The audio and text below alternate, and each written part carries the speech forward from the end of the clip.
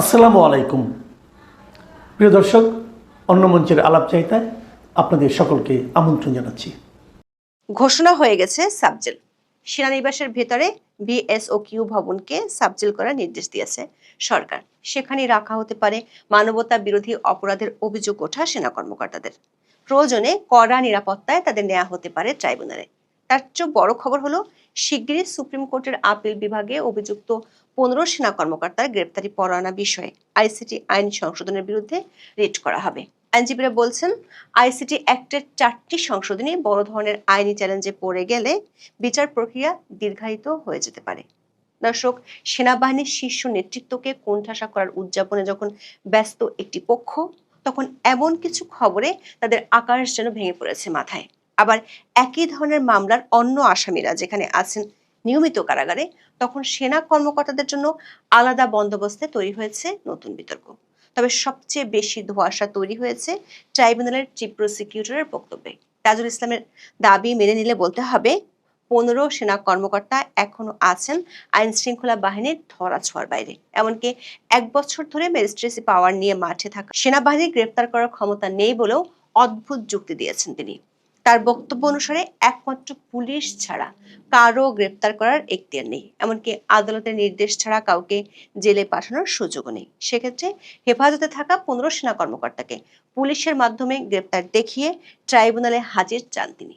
সরকারের পক্ষ থেকে ক্যান্টনমেন্টে সাবজেল ঘোষণা করা হলেও সরকার অতি কাছের এই আইন কর্মকর্তার দাবি এটাও তার জানা নেই। এতে প্রশ্ন উঠেছে, কি ঘটছে পুরো বিচার প্রক্রিয়া ঘিরে? ইচ্ছে মতো আইন সংশোধন আর পছন্দ মতো আসামি করার কারণে এর মধ্যে যে বিতর্ক উঠেছে তাকে আরো জটিল হতে যাচ্ছে। পুরো বিষয়টি ঘিরে সরকার ভিতরকার অস্থিরতা এবং সমন্বয়হীনতা কি লাগামহীন হচ্ছে না? চলুন যাওয়া যাক বিশ্লেষণে।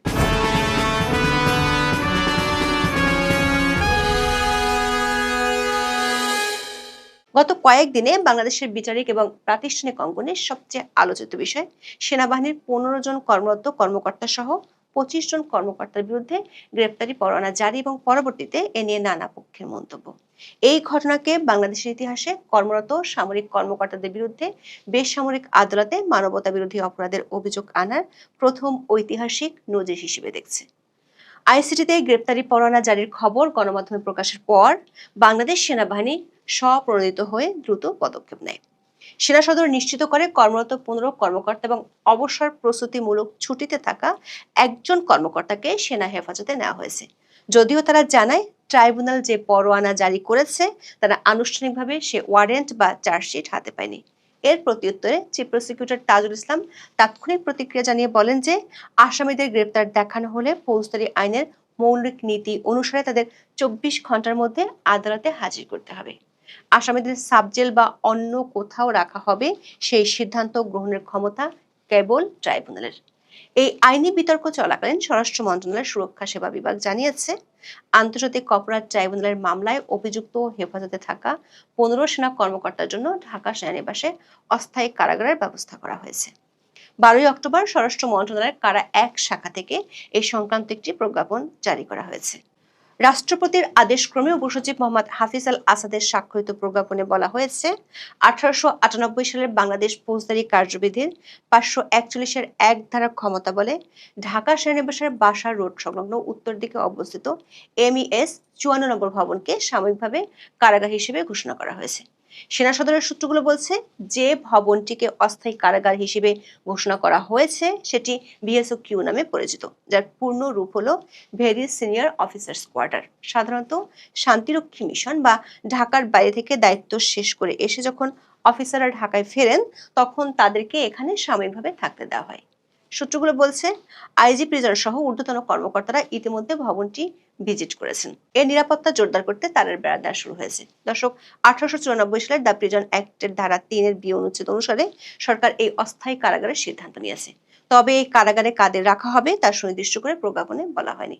প্রজ্ঞাপনে আরো বলা হয়, যথাযথ কর্তৃপক্ষের অনুমোদন ক্রমে এই আদেশ জারি করা হলো। এটি অবিলম্বে কার্যকর হবে। তবে কার্যকরের সুনির্দিষ্ট কোনো দিনক্ষণ প্রজ্ঞাপনে উল্লেখ করা হয়নি। তবে এই বিশেষ কারাগার নিয়ে এরই মধ্যে প্রশ্ন তুলেছেন আইসিটির চিফ প্রসিকিউটর তাজুল ইসলাম। তিনি বলেছেন আসামিকে গ্রেপ্তার করার 24 ঘন্টার মধ্যে আদালতে আনতে হবে, তারপর আদালত যেখানে আসামিকে রাখতে বলবেন আসামি সেখানে থাকবেন। কোন জায়গাকে কারাগার ঘোষণা করা হচ্ছে সেটা তাদের বিবেচ্য বিষয় নয়। 13 অক্টোবর বিকেলে আন্তর্জাতিক অপরাধ ট্রাইব্যুনাল প্রাঙ্গণে এক ব্রিফিং এ সাংবাদিকদের প্রশ্নের জবাবে তাজুল ইসলাম এসব কথা বলেন। দর্শক, তাজুল ইসলামের এই কথা থেকে একটি ইঙ্গিত পাওয়া যায়, সেটি হলো সরকার এই 15 সেনা কর্মকর্তাকে ক্যান্টনমেন্টের ভিতরে বিশেষ কারাগার বানিয়ে রাখার যে সিদ্ধান্ত নিয়েছে তাতে প্রসিকিউশন টিম নাখোশ। তিনি এতটাই নাখোশ যে প্রশ্ন তুলেছেন সেনাবাহিনীর গ্রেপ্তারের এখতিয়ার নিয়ে। সাংবাদিকদের তাজুল ইসলাম বলেছেন সেনাবাহিনীর গ্রেপ্তারের ক্ষমতা নেই, আদালতের দেওয়া গ্রেপ্তারি পরোয়ানা তামিল করবে পুলিশ। সাংবাদিকদের প্রশ্ন ছিল সেনাবাহিনী তাদের 15 কর্মকর্তাকে গ্রেপ্তার করতে পারে কিনা। এর উত্তরে চিফ প্রসিকিউটর বলেছেন সেনাবাহিনী পারে না। বিষয়টি তিনি ব্যাখ্যাও করেছেন, বলেছেন শুধু আইন শৃঙ্খলা বাহিনী কাউকে গ্রেপ্তার করতে পারে। ডেফিনেটলি আইন শৃঙ্খলা বাহিনী মানে পুলিশ। দর্শক, চিফ প্রসিকিউটর দাবি করেছেন আর্মির গ্রেপ্তারের ক্ষমতা নেই, বলেছেন এটা নিয়ে বিভ্রান্তির সুযোগ নেই। আদেশ পালনের বা সেনা কর্মকর্তাদের বিরুদ্ধে গ্রেপ্তারি পরোয়ানার ব্যাপারে সেনাবাহিনীর বিভিন্ন পর্যায়ের অফিসারকে অবহিত করা হয়েছে, তারা গ্রেপ্তার করবেন না। অবহিত থাকার অর্থ হচ্ছে যখন পুলিশ গ্রেপ্তারি পরোয়ানা তামিল করতে যাবে তারা অবহিত থাকলে সাহায্য করতে পারবেন। দর্শক, চিফ প্রসিকিউটর যে ব্যাখ্যা দিয়েছেন অনেক আইন বিশেষজ্ঞ বিষয়টিকে মানছেন না। তারা বলছেন সেনাবাহিনীর বর্তমানে ম্যাজিস্ট্রেসি পাওয়ার আছে, সে ক্ষমতা বলে সেনাবাহিনী গ্রেপ্তার করতে পারে। আবার সেনা আইন অনুযায়ী বিষয়টির দায়িত্বরত ঊর্ধ্বতন কর্তৃপক্ষের অনুমতি ছাড়া কোনো সেনা কর্মকর্তাকে গ্রেপ্তারের সুযোগ নেই।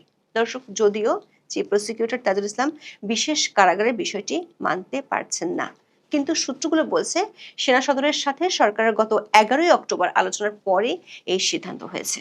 দৈনিক প্রথম আলো 12 অক্টোবর এ নিয়ে একটি খবর প্রকাশ করে। সে খবরে বলা হয় মানবতা বিরোধী অপরাধের অভিযোগে করা 3 মামলায় গ্রেপ্তারি পরোয়ানা জারির পর যে 15 কর্মকর্তাকে হেফাজতে নেওয়া হয়েছে তাদের বিচার শেষ না হওয়া পর্যন্ত সেনাবাহিনী নিজেদের হেফাজতে রাখতে চায়। এ বিষয়ে সেনা কর্তৃপক্ষের একটা ভাবনা হচ্ছে বিচার শেষ না হওয়া পর্যন্ত আসামি হওয়া এসব কর্মকর্তা সেনা হেফাজতে থাকবে। মামলার নির্দিষ্ট তারিখে সেনাবাহিনী এদের আন্তর্জাতিক অপরাধ ট্রাইব্যুনালে হাজির করবে, আদালতের কার্যক্রম শেষে আবার হেফাজতে নিয়ে যাবে। সূত্রগুলো বলছে স্বরাষ্ট্র উপদেষ্টা জাহাঙ্গীর আলম চৌধুরী ইতালি ও কাতার সফরে যাচ্ছেন, সেজন্য দ্রুত সাবজেল গঠনের প্রজ্ঞাপন জারি করা হয়েছে। দর্শক, সাধারণত জেল কোড অনুযায়ী বাংলাদেশে 4 ধরনের কারাগার আছে: কেন্দ্রীয়, জেলা, সাবসিডিয়ারি এবং বিশেষ কারাগার। সরকার চাইলে যে কোনো স্থাপনাকে কারাগার ঘোষণা করতে পারে। এর আগেও এমন নজির আছে। 111 তত্ত্বাবধায়ক সরকারের সময় যখন শেখ হাসিনা ও খালেদা জিয়াকে গ্রেপ্তার করা হয়েছিল তখন সংসদ ভবন এলাকার 2টি বাড়িকে সাবজেল ঘোষণা করে সেখানে তাদের রাখা হয়েছিল। তবে বর্তমান পরিস্থিতিতে এ নিয়ে অনেকে প্রশ্ন তুলেছেন সামাজিক মাধ্যমে। যারা প্রশ্ন তুলেছেন তাদের বক্তব্য হলো এই ব্যবস্থা কি বাংলাদেশের সংবিধানের 27 অনুচ্ছেদে বর্ণিত আইনের দৃষ্টিতে সমতার নীতির লঙ্ঘন নয়? সংবিধানের 27 অনুচ্ছেদে বলা হয়েছে সকল নাগরিক আইনের দৃষ্টিতে সমান এবং আইনের সমান আশ্রয় লাভের অধিকারী। আইনের চোখে সমতা নীতির অর্থ এই নয় যে সকল ব্যক্তি বা শ্রেণীর প্রতি হুবহু একই আচরণ করতে হবে, বরং এর অর্থ হলো একই পরিস্থিতিতে থাকা ব্যক্তিদের সাথে সমান আচরণ করতে হবে। আইন যুক্তিসঙ্গত শ্রেণীবিন্যাসের বা রিজনেবল ক্লাসিফিকেশনের ভিত্তিতে বিভিন্ন শ্রেণীর জন্য ভিন্ন ব্যবস্থা প্রণয়ন করতে পারে। প্রশ্ন উঠেছে অতীতের সাবেক প্রধান বিচারপতি এবিএম খায়রুল হক বা অন্যান্য উচ্চপদস্থ মন্ত্রী এমপিদের আটকের সময় তো এমন বিশেষ সাবজেল তৈরি হয়নি। সাবেক প্রধান বিচারপতি খায়রুল হককে রিমান্ড শেষে সাধারণ কারাগারে পাঠানো হয়েছিল। এমনকি সাধারণ কারাগারে আছেন সেনাবাহিনীর অবসরপ্রাপ্ত মেজর জেনারেল জিয়াউল হাসান, নৌবাহিনীর এক কর্মকর্তাও আছেন। প্রশ্ন উঠেছে তাদেরকে কি এখন সাবজেলে পাঠানো হবে? যদি না হয় সেক্ষেত্রে তাদের প্রতি ভিন্ন আচরণের প্রকাশ ঘটবে, যেটি নিয়ে সুবিধাবাদী বিচারিক প্রক্রিয়া বা প্রিভিলাইজড জুডিশিয়াল প্রসেসের প্রশ্ন উঠবে। আইনবিদরা বলছেন তখন প্রশ্ন উঠতে পারে তারা কি প্রতিরক্ষা বাহিনীর সতীন পুত্র? দর্শক, 15 সেনা কর্মকর্তাকে সাবজেলে রাখা হবে সেটি প্রায় চূড়ান্ত। এখন প্রশ্ন হলো এই 15 কর্মকর্তাকে কি আইসিসিতে হাজির করা হবে নাকি সেনানিবাসে তাদের জন্য বিশেষ আদালত বসানো হবে? একটি সূত্র বলছে সেনানিবাসের জাহাঙ্গীর গেট পর্যন্ত সেনা প্রহরায় নিয়ে আসা হবে, তারপর পুলিশি নিরাপত্তায় তাদেরকে আইসিটিতে নিয়ে যাওয়া হবে। স্বরাষ্ট্র মন্ত্রণালয়ের অতিরিক্ত সচিব খন্দকার মোহাম্মদ মাহবুবুর রহমান আজকের পত্রিকাকে বলেছেন, আন্তর্জাতিক অপরাধ ট্রাইব্যুনালের মামলায় অভিযুক্ত সেনা কর্মকর্তাদের জন্য দুই ধরনের বিচার কার্য হতে পারে। সেজন্য সেনানিবাসে অস্থায়ী কারাগার হিসেবে একটি ভবনকে ঘোষণা করা হয়েছে, যাতে বিচার কাজ সহজ হয়। সেনা সদরের একাধিক সূত্র বলছে, অভিযুক্ত 15 সেনা কর্মকর্তার পক্ষ থেকে আপিল বিভাগে রিট করা হবে। রিটে তাদের বিরুদ্ধে অভিযোগ, গ্রেপ্তার এবং আইসিটি আইনের সবশেষ সংশোধনী নিয়ে চ্যালেঞ্জ করা হবে।